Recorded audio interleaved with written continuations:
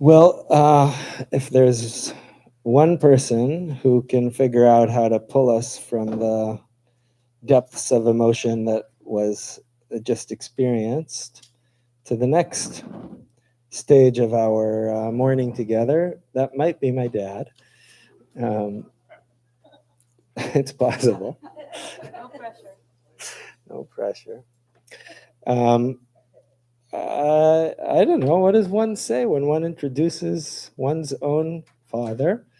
Um, uh, I guess in this case, yeah, there's a lot to say. I think most of you know um, my dad. I guess maybe I'll say a little bit about his life journey as I've learned it, which is to say, he grew up in Waterloo, Iowa, and at age 17 was about to go off to college in the U.S. on a full scholarship when the Six-Day War happened, and he told his parents he's going to Israel, to Hebrew University, and uh, as I've heard him tell the story, that was the one time his father ever said no to him. But he closed himself in the attic, and by evening, his dad came and knocked on the door and said, "You're your own person. You're going to do what you want to do." And so he came to Israel and to Jerusalem, and all kinds of things happened, including creating the Department of Indian Studies and becoming a world-renowned scholar on India who speaks several South Indian languages and many other languages, and creating a family and winning all kinds of prizes. But he's been a prize to us and continues to be. And one of the ways he finds to express himself these days is through his activist work. My dad taught me what it means to be an activist. He did that very simply by taking me along with him to the South Hebron Hills when I was in my early 20s to support these Palestinian families who were being horribly treated by the Jewish settlers and the army in that area in an attempt to force them off of their land, which has in a large degree succeeded. But at least in the South Hebron Hills, some of them are still there. Um, uh, and he managed to express in his writing about his activist work, he managed to express this beautiful concept of freedom and despair, which I thought was very important for us to hear today. Very important for us to hear today is that within the despair about the results of our actions, when we manage to let go of that, we find freedom by doing the right thing. And it was then when I reread that chapter, the opening chapter of his book, Freedom and Despair, that I thought I would really love, Abba, if you said some words at Yom Kippur. So I invite my father, David Shulman, to say some words.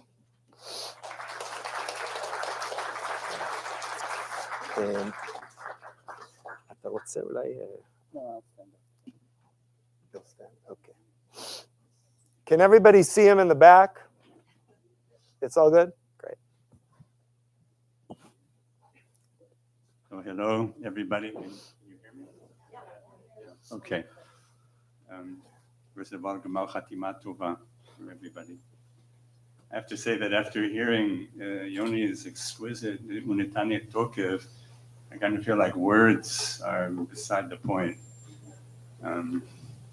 But since Misha's asked me to speak, I'll say some things.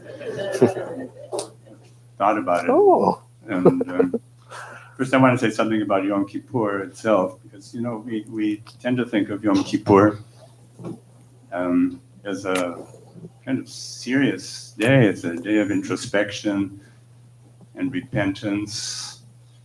There's a kind of heaviness about it. But in the old days, when the temple was still standing, Yom Kippur was a day of joyful celebration. And when the Kohen HaGadol would come out of the temple around this time of day, midday, after having performed the act of, offering our repentance for the entire people and receiving God's blessing, then it became a great kind of festival of celebration. And the young women would dance, and the young men would stand outside and watch them and sort of select which one they wanted to marry. And the fast was over by noon, and it was really a happy, happy time. And you know what? I feel that a lot of that joyfulness is here in this congregation. It's been amazing to me. Last night and this morning, there's a lot of happiness and joy. That's how it's meant to be. And maybe we feel a little lighter in some sense. Maybe part of the burden that all of us are carrying around actually all the time, especially now in the last 2 years. Maybe that burden will be slightly diminished. I could tell you that I took an oath about a year ago that I wasn't going to write another book this year. But believe it or not, I actually broke the oath and I wrote another book. I was feeling kind of bad about it. I mentioned this to Misha. Misha said to me, "That's why we have Yom Kippur." So there's that. Okay, but I want to say something about my grandmother, because when I think of the Yom Kippur of my childhood, I always think first of my grandmother. And that's because, although she would come to shul with us, she lived with us. She was widowed at a very early age. She lived with us. She'd come to shul. She was a mostly uneducated person, but she could read the Yiddish paper that came once a week to the house. And she was a kind of humanist in her own way. In fact, she was by far the most forgiving, non-critical, non-judgmental person that I've ever met. And actually, her name was Menya. Misha is named after her, Savta Menya. I sometimes think he's inherited directly something of that. But she'd come with us to shul. But the amazing thing was that she had this really stubborn aversion to the al-chet. She felt that there was something, beating her chest, and all this long list of sins and all that. She thought this was something really kind of, I don't know, she felt this was not right. By the way, I have to say, she did not have the translation of the al-chet that we read last night. The new shul al-chet, it's a different kind of thing. But she didn't like the formula, the traditional formula, although I actually think it has a certain beauty in it. And, I would constantly try to tell her again and again, year after year, that this is not about a particular person. This is a communal act of confession. And, those kind, but none of this had any effect on her. She couldn't stand the whole idea of this endless litany of sins. And I think she didn't like the idea of a punitive God who was like keeping track all the time of everybody and maybe punishing you if you did the wrong thing. She didn't like that. So she wouldn't take part in that. She simply would never take part in any of that. And even as a young boy, I was immersed in the tradition and the machzor and all of that. Even as a young child, I respected her for that. I admired her in a way because I thought it was, on the one hand, a kind of self-assertion or something like that. And also it was a kind of resistance. I'm partial to resistance. I think that we were born to resist. Oh, yeah. That's not the only thing we were born to do. There's a lot of other things like understanding and learning and loving and all kinds of good things. And that also includes compassion. I'll have something to say about that in a minute. But we were born to resist, So I want to say, though, that if Savta Menya were alive today, this year and also last year, she might have actually been able to say the Al-Chet, because we, that is the Jewish people, we have a lot to atone for. It's been a very cruel 2 years. I don't think you need me to talk to you about Gaza, and I don't know any more about it than you know from the newspapers. I know that if Savta Menya were still alive, she would have been horrified by what the Jews were doing in Gaza. And it's, I think, important for us to realize that we all have some kind of part in this, we, that is, say, the Israeli Jews, maybe also the Jewish people in some sense, if there is such a thing. We've killed tens of thousands of innocent people. So I don't want to say much more about that. Just one more thing, which is that, that we've killed something like, 15,000, maybe 20,000, maybe 25,000 children in Gaza. That's like an unthinkable, unbearable thought. There's a woman in Israel, her name is Adi Ronen Algov, who has somehow put together these little snapshot images, photographs of hundreds of these children, and she posts them on Facebook and the social media. I think any normal human being who sees these pictures is going to feel torn inside.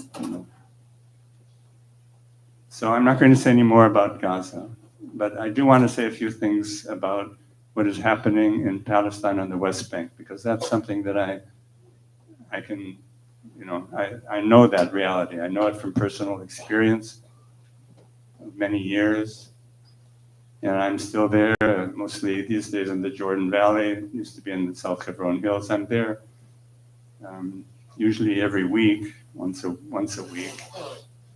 I sleep over in the villages, Palestinian villages, these shepherd villages, together with the few other activists who are prepared to do that. That's in order to try to give them at least some semblance of a protection from these kind of brutal, marauding Israeli settlers who are trying to drive them out of the villages. And they've already succeeded in driving out some 60 villages in what we call Area C.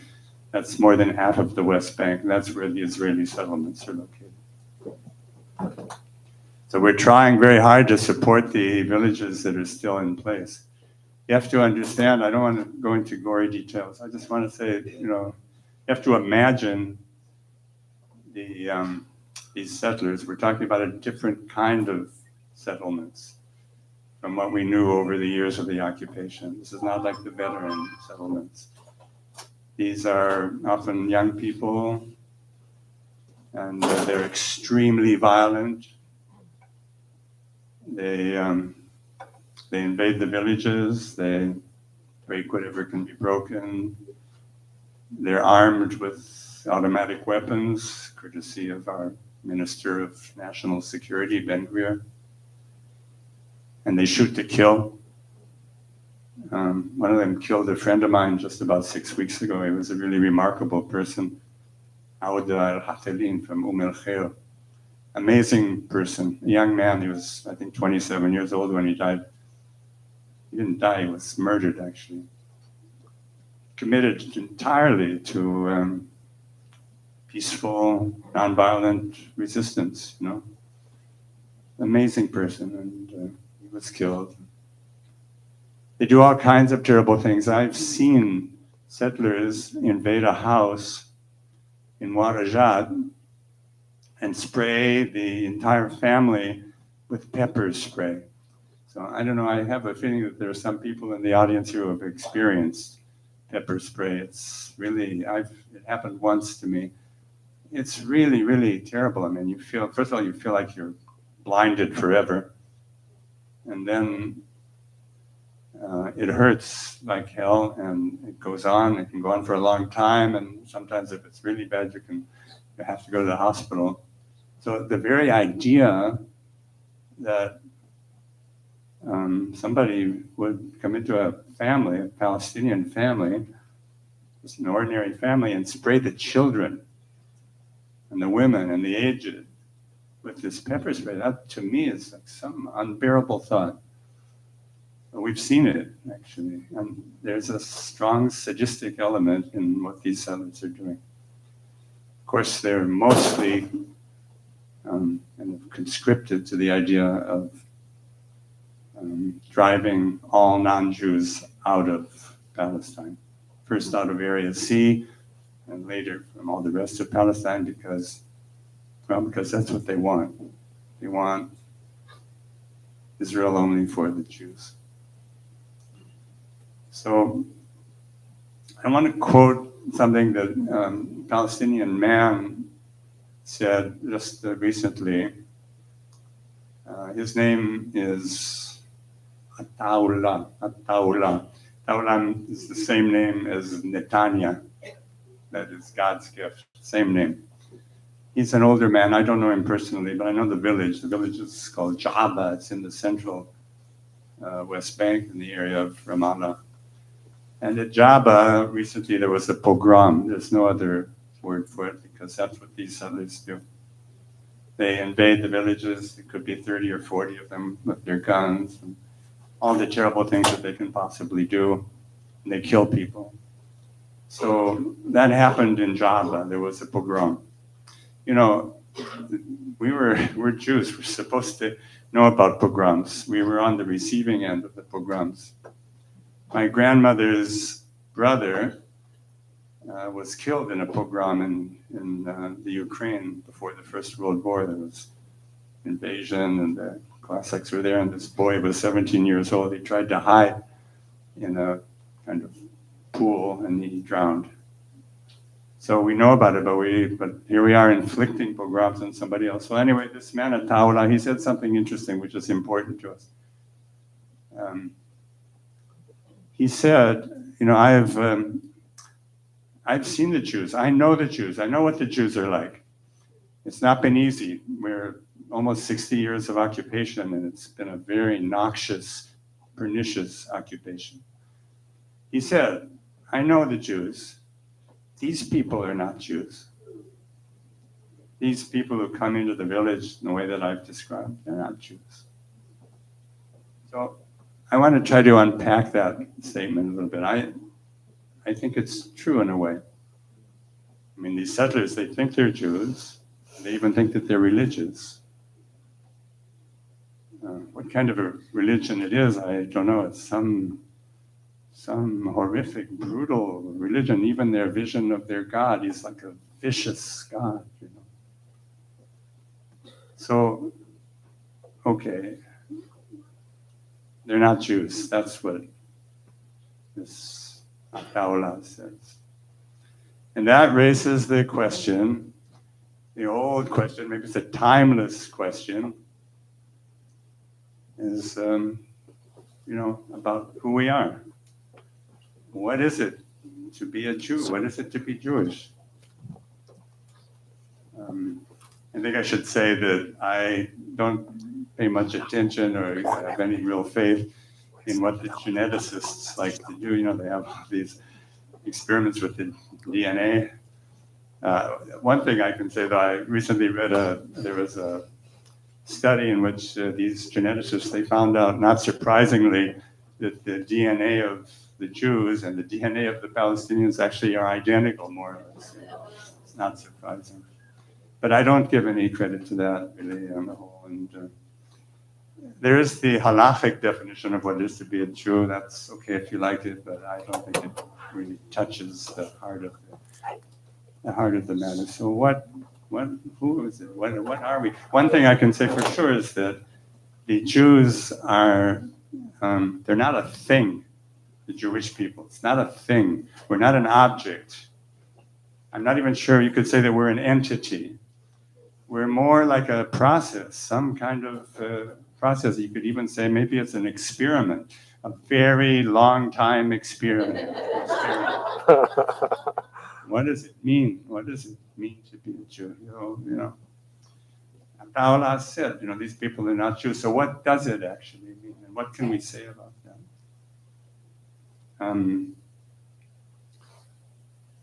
When I say, sometimes I get involved in discussions with a fellow activist, a friend of mine, Amiel. I say to him, Jews don't do this. They don't do these things. Jews don't do this.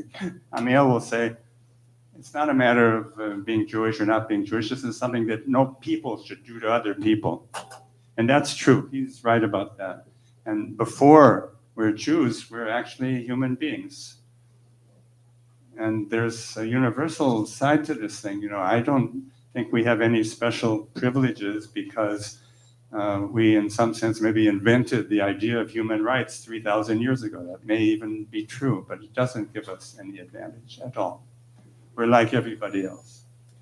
But nonetheless, just a few minutes ago, we heard the words of the prophet Isaiah, Yeshayahu, in the Haftarah. And look what he says. He says, God, he doesn't care if you fast on Yom Kippur or not, or if you take a sip of water in the course of the fast. He doesn't care about that. God says that we should be clothing the naked and feeding the hungry and caring for the orphans and the widows and the widowers. And, in the last 2 years, there are thousands and thousands of new orphans and widows and widowers in Israel and in Palestine. So, see, those words, I tend to think that Yeshayahu, the prophet Yeshayahu, I tend to think that when he was alive and making these prophecies, I tend to think that he was probably regarded as some kind of eccentric mystic. God was speaking to him, something like that. But look what the Jews have done with what he said. Look at how they made this the heart of our own Torah, our own Bible. We have some connection to that kind of vision. So I just want to mention, something that has to do with the fact that we're now seeing a very successful campaign of expelling the non-Jewish population from the Gadah, from the West Bank. And I mention it because I want to read you a few lines. I think you've heard enough about the atrocities. I just want to read you a few lines that were written by a woman that we all know, the activist we know. Her name is Alia, from the now defunct village of Muarajat, because the village has been driven out like 60 some other villages. So Alia, she's a very impressive woman. I wish she were here. You'd fall in love with her. That's what happens to everybody who knows her. She's a young woman. She's extremely articulate in Arabic, very lucid person, and a very courageous person. So when the village of Muarajat was expelled by violence, settler violence, it's not only settlers, the army and the police are also part of this. They've been welded into a single group.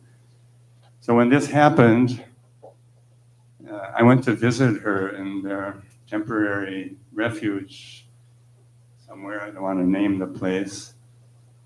The next day, actually. And that was a tough moment. But as I said, she was a courageous person. She wrote a poem. Here's her poem.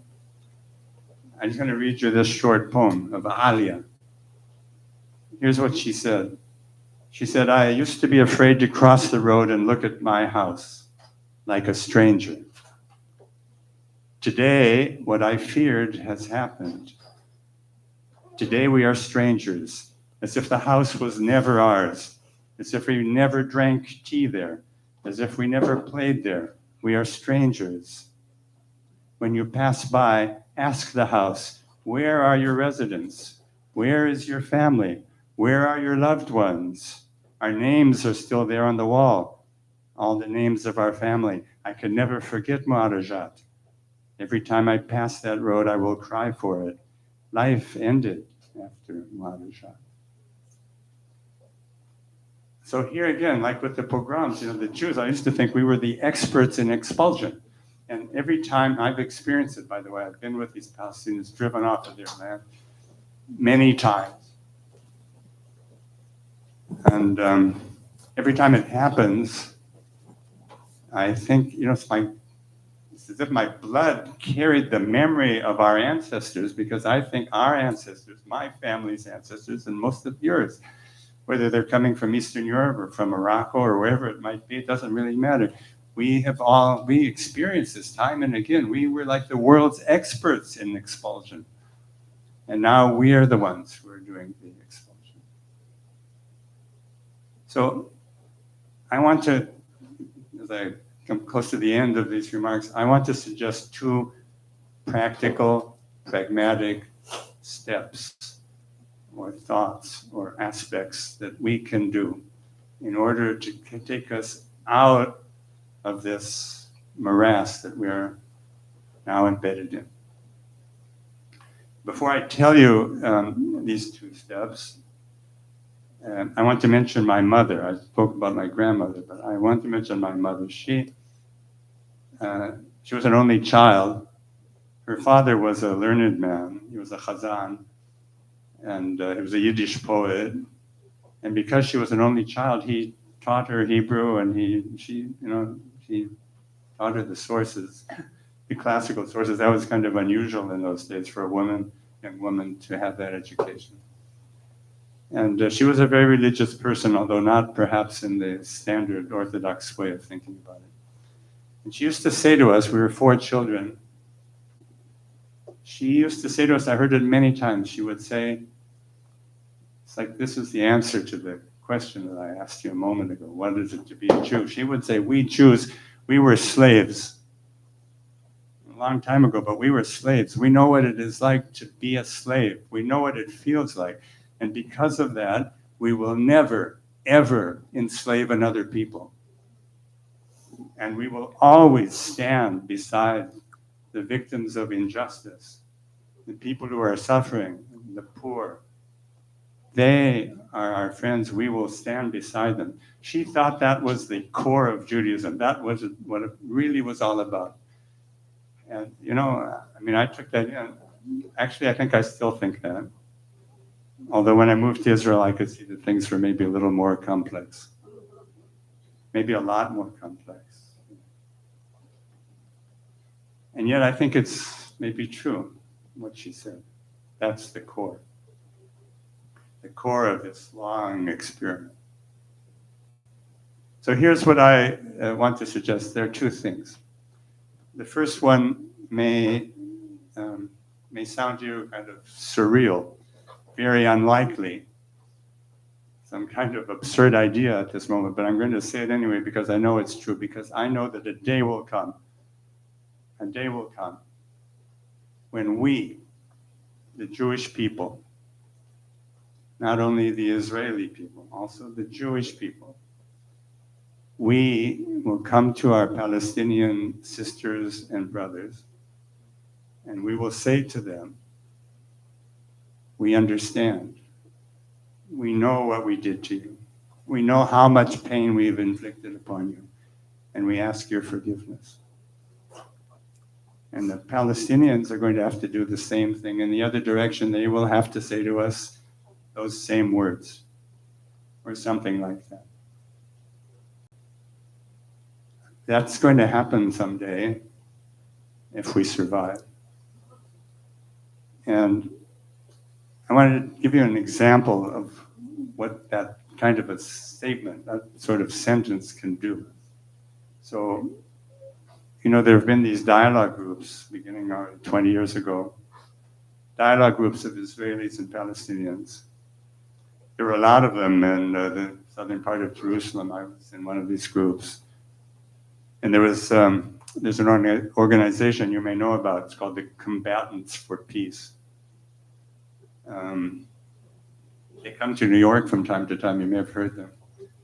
So this was it is still a group, the Combatants for Peace, where Palestinians and Israelis meet one another.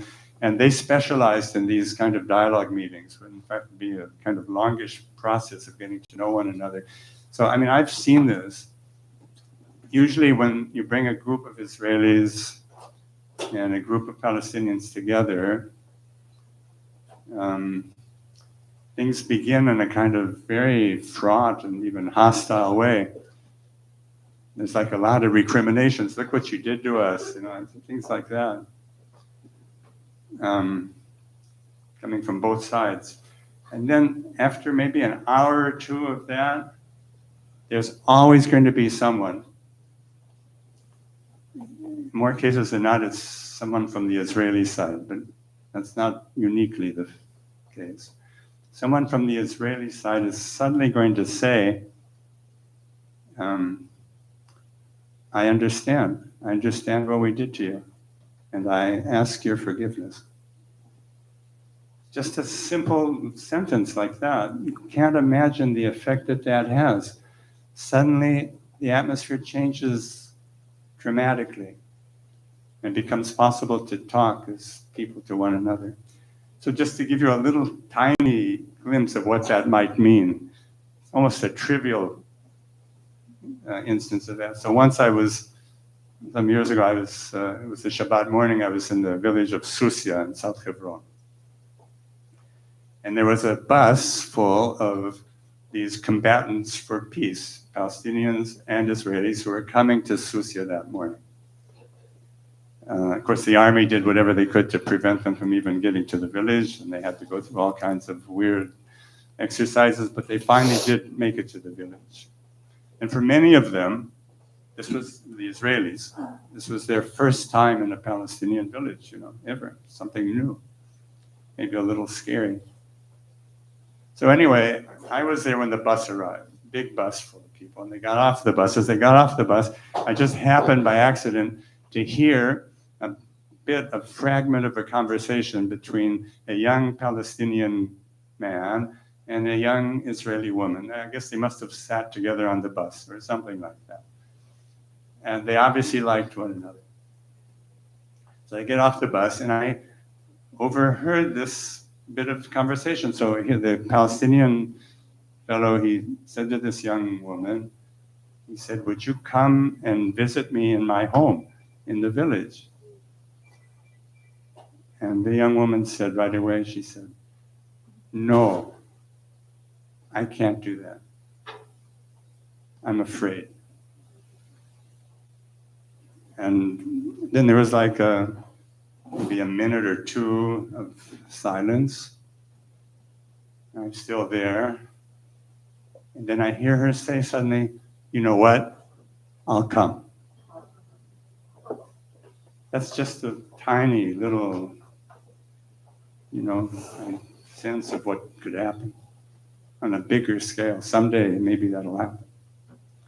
So that's number one. We're going to have to come to our Palestinian friends and say, we're sorry. Our beloved daughter-in-law, Erica, she works these kinds of fields here in New York. Number two, here's the last thing I'm going to say today. What's the other thing? These two steps are not going to exhaust the possibilities of what we have to do. But here's number two, and it has to do with the single word in the language. I think it's the most important word in the language, any language, and that's the word no. Lo, no. It's a word of infinite capacity and depth. So I tell you what I mean by that. No, we will not go to war, a useless, stupid, brutal, meaningless war. We will not do that. We will not think what you're trying to get us to think. No, we will not think like that. We will not do any of the foolish and brutal acts that you're asking us to commit. We will not do it. No, we will say no to that. No, that's right. No. But the really important thing about this is that you can't just say no, but to yourself in your mind. It has to be a public statement. Mm. You have to say no in a way that the people like Netanyahu and his lunatic government can hear it, even though they won't accept it. But let them know that there are people here in New York, in this congregation, in many other congregations, who are prepared to say, no, we will not go along with what you're doing. It has to be a public act. That word no, if you go deeply into it, it also contains somewhere in the depths of itself, it contains a big yes. But first there's the no. First you have to learn to say no. So I want to give you an example of what that can feel like. I mean, you're already doing this and you don't really need me to tell you this. But anyway, I'll tell you something that has happened to me more than once. Let's say that I'm standing in some rocky, thorny, dusty hill in Palestine, and the hill belongs to Palestinians who have actually the deeds of possession in their hands, but the hill has been stolen by the settlers. So I'm standing there with a few other activists, and the army arrives. Settlers start screaming at us. They've been screaming curses at us. When the army comes, they say to the soldiers, just shoot these people right now, don't waste your time. So what always happens in that case, since the army will join up with the settlers, always. What happens is that the officer in charge will say, okay, you people, you have 5 minutes to leave. And if you're still here 5 minutes from now, we're going to arrest all of you. So we say to them, look, look what you're doing. These people, you're siding with the thieves. There's theft here. You're siding with the criminals. The army guy is going to say, okay, you got 4 minutes left. So then we have a decision. We have to make a decision. What's the decision? You have to be absolutely sure that if we refuse to obey their order, they're calling this a closed military zone. If we refuse to obey their order, there's a possibility that the Palestinians might be arrested too. And that's a big problem because it can go on forever, actually, for years. So you have to be sure that our Palestinian hosts are prepared to go along with us. But when that is the case, it's been the case sometimes, then you have the opportunity to say no. So somebody like me or my friends, the activists, will say, no, we're not going to obey your order. You can do to us whatever you want to do to us, but we are not leaving this dusty, rocky, thorny hill. We are here, and we will not do what you want us to do. That's one thing. So then you get arrested. Israeli army, mostly the units are reserve units. It so happened on the day that I'm thinking of, a particular place called Samoa. It so happened that among the reserve soldiers who had been called up was this young guy who had actually done an MA with me in the university. His name was Spartak. And I said to the officer, I said, okay, you can arrest me, that's fine, but only if Spartak does it. And that's what happened. So then, okay, but then this is, to this point, this isn't at the point of what I'm trying to say, because once you're there, that's all, then you go through the whole process. First they handcuff you, and they usually put the handcuffs on very, very tight so that it really, really hurts. I once saw an activist faint out of the pain of that, because of the handcuffs. And then they throw you into this military vehicle, which is the ugliest of all military vehicles. It has little slits for air, and it's hot in there. You're feeling the pain. And you don't, I hate losing my freedom. I just hate it. And most people don't like it. Okay. And you don't know how long it's going to last.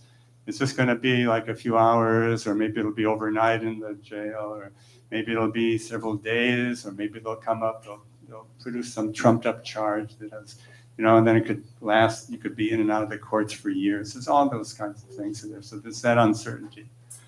and frustration. But at the same time that you're feeling that kind of physical and mental discomfort, something else sometimes happens, and that is that you begin to feel, it's not a conscious thing, but you begin to feel kind of percolating up from the depths of whoever you are, you begin to feel this intoxicating sense of freedom, kind of inner freedom. It's an amazing thing.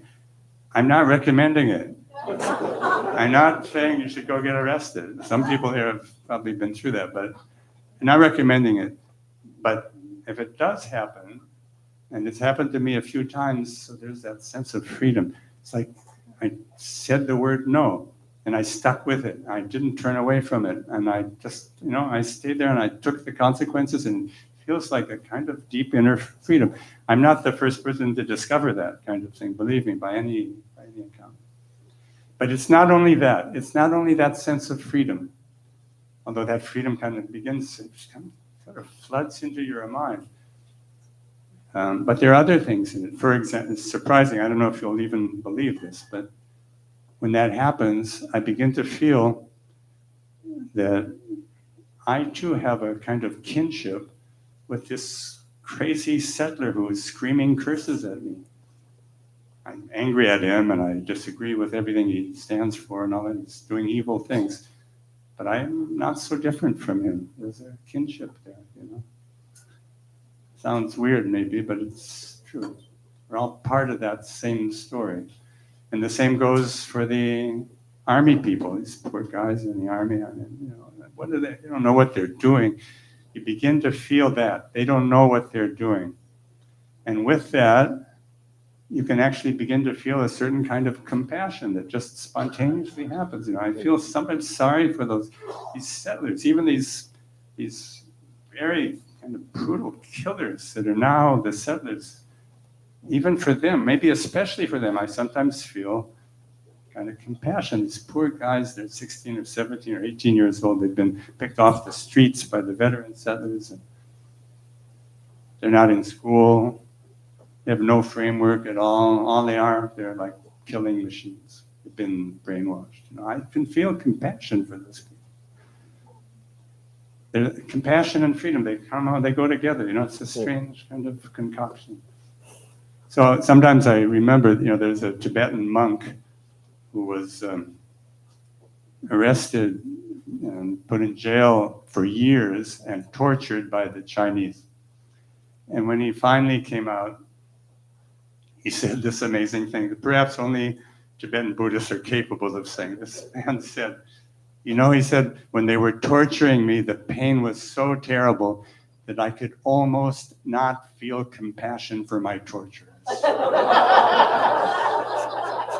Amazing thing. So I'm not like that. I'm not there. I'm a Jew. We don't think like that. I couldn't reach that. There's no way I could reach that kind of level. But still, it's like a movement in that direction. Somehow, some movement towards that ability to feel this kind of, it's as if the horizon had opened up and your freedom allows you to feel that amazing sense of compassion. So that's my advice to all of us. If you have to remember anything of what I've said today, remember that magic word, no, and use it. Use it. That means you don't just say it. Use it. Do something with it. You have all kinds of ways of making it a public statement. You have the social media, you have the newspaper, there's all kinds of ways. Think about it. It's really important to say no. And again, let me just say for all of us, well, first I want to say, since we mentioned freedom, I just want to say, I know for sure that we, the Jewish people, will never be free until our sisters and brothers who are Palestinian are also free. And I want to wish all of us again a G'mar Chatima Tova.